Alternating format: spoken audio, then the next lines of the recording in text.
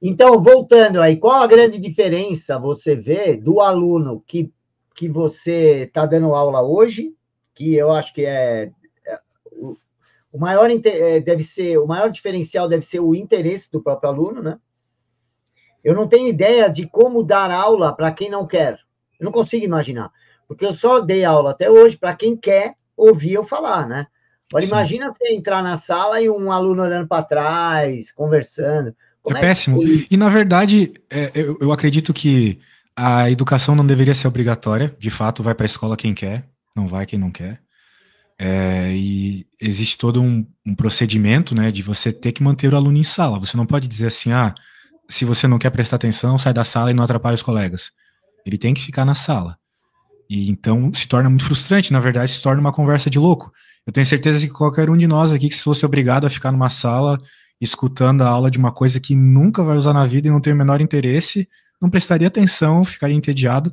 Por respeito, a gente não faria bagunça, como eles fazem muita, né?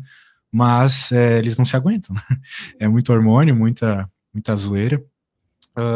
Mas, felizmente, né, os alunos que eu dou aula hoje particular, eles são muito interessados, né? Eles querem mesmo passar nas provas e eles vêm atrás do meu serviço por isso, né? Então, há o interesse por definição, quando tem aula comigo. Agora, na escola, E assim, você dá entrem aula no meu um a um. canal, Você um dá a um, aula sempre um a um, né? sempre um a um. Também já é um, Já é um um diferencial, já é que nem diferencial era enorme. na Grécia Antiga, né? A educação começou dessa forma, né? A instrução era para poucas pessoas inicialmente, né? Aquelas A academias, elas. ideia, né? É, É a isso. ideia de formar, né? Não é só educar, era formar um cidadão, né? Uma Sim, pessoa de... a instrução técnica, né, é algo muito novo. Começou com essa ideia de escola estatal, instrução para o trabalho, é algo, sei lá, de 300 anos atrás, coisa menos que isso, né?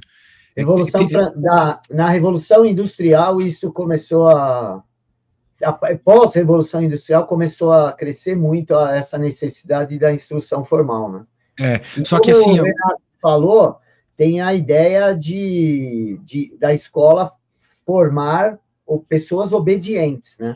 sim. Isso desde o início, né? Na verdade, se a gente pegar um livro, por exemplo, do Rothbard lá, sobre o ensino, eu não estou me lembrando o nome agora, mas tá tudo lá no meu canal. É só ir lá e procurar. Ele cita que começou, na verdade, na Revolução Protestante, né? Eles precisavam de pessoas que quebrassem aquela convicção que tinha de toda a base religiosa anterior, e isso deu ideia para o governo da Prússia também construir escolas estatais para criarem bons soldados. E desde então, né, a educação ela não era vista como uma necessidade, como uma obrigação de Estado, vamos dizer assim. Foi depois disso que se tornou uma obrigação, né? E até que chegou nos Estados Unidos mesmo.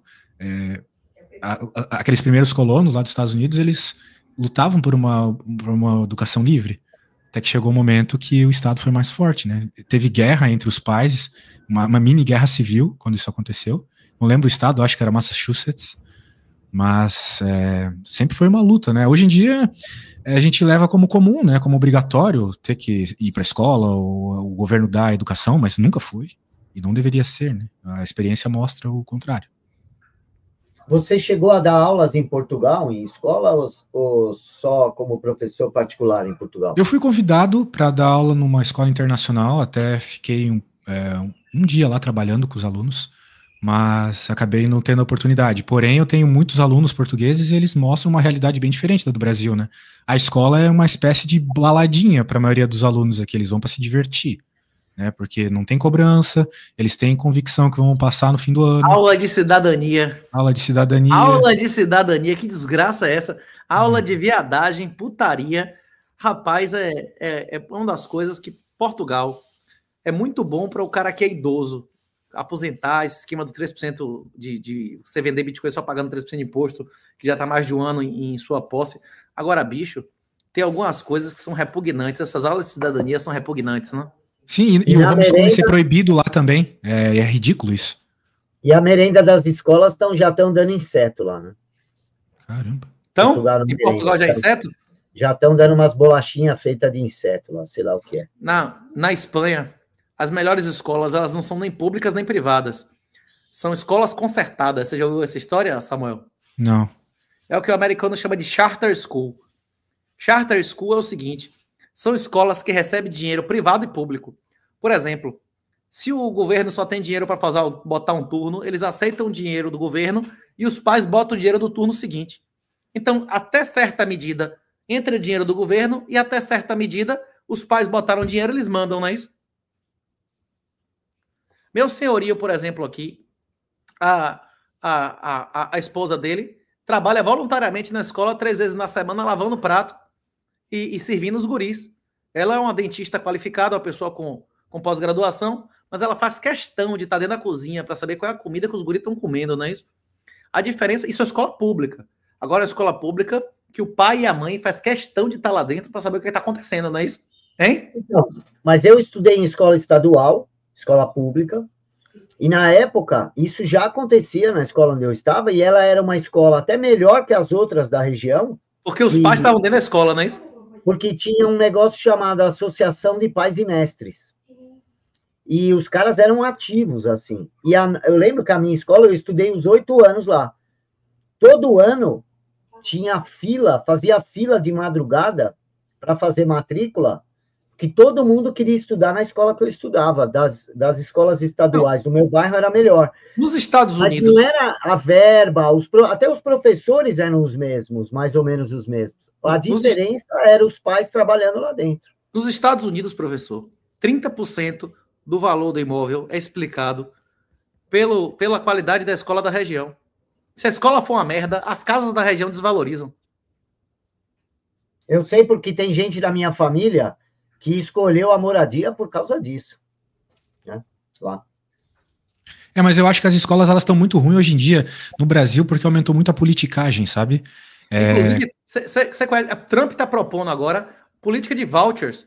Você já ouviu falar? Sabe? Qual a sua opinião sobre isso, Samuel? Chama de vouchers? Eu acho que, assim, cara, como anarcocapitalista, eu vou dizer o quê? É mais uma forma do Estado... Eficientismo, não?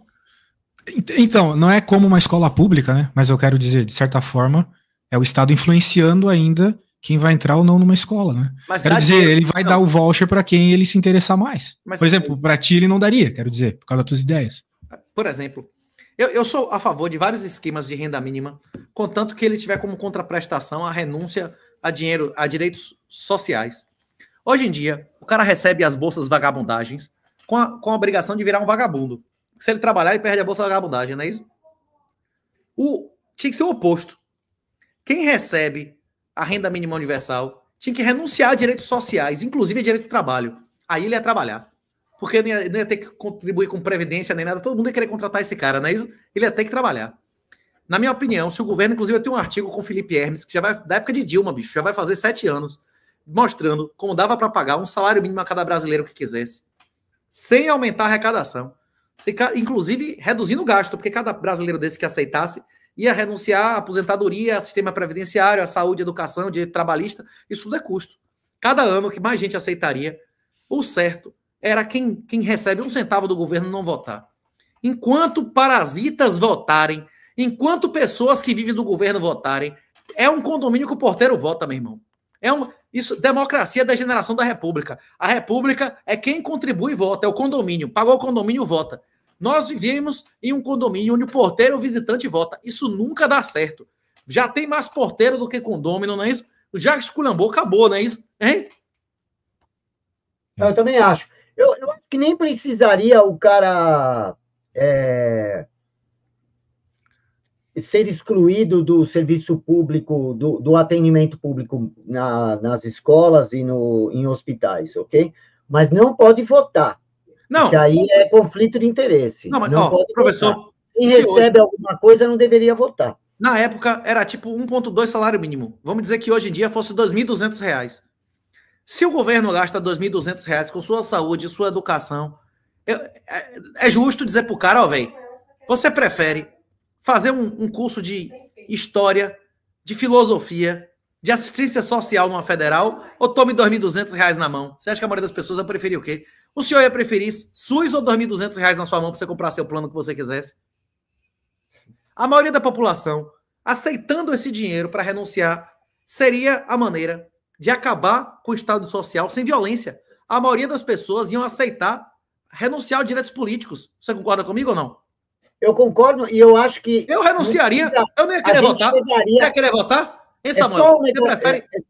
Só tirar o voto, dissociar o benefício do voto, já vai levar naturalmente a tudo isso. Por quê? Não, tirar porque o discurso público... Tirar o acesso à educação, à instrução isso formal. Isso aí vai acontecer naturalmente. E começar a desaparelhar. Vai acontecer naturalmente. Nenhum político mais vai ficar prometendo coisa para os caras que não votam. Não, isso aí vai chegar naturalmente. É porque você não tem como chegar de uma hora para outra e extinguir o direito do trabalho. Mas se 80% da população renunciar, tiver fora do alcance da Justiça do Trabalho, tiver fora do alcance do SUS, tiver fora do alcance da deformação pública, vai ser 80% da população que vai estar produzindo alguma coisa útil, não é isso? Pagando sua educação privada, pagando sua saúde privada e não trabalhar sem previdência, sem porcaria em cima, não é isso? Não, e o pior, mas o Luiz Felipe, bicho, o cara acha que tem reforma Previdência, ele não entende que, tipo assim, o sistema de capitalização é impossível, o juro é negativo, nunca mais vai voltar o juro positivo, não é isso? Ainda mais com a população, cara, que é diminuindo por enquanto o crescimento e daqui a pouco vai começar a curva, né? Por exemplo, na hora que ele falou isso, aí o Faca falou, olha, existe uma curva de redução de juro demográfica de 30... O cara ignorou. Tipo, acho que as 3 toques que na hora que o cara falou, o Faca falou, o Luiz Felipe não ignorou. Ele ignorou o que o cara tinha dito, né? Peremptoriamente, né? Ó, pode falar, Samuel, desculpa. Mas eu não ia comentar nada. Acho que é um bebê chorando aí do Renato, não sei. Tem um bebê aí. Deus abençoe os bebês.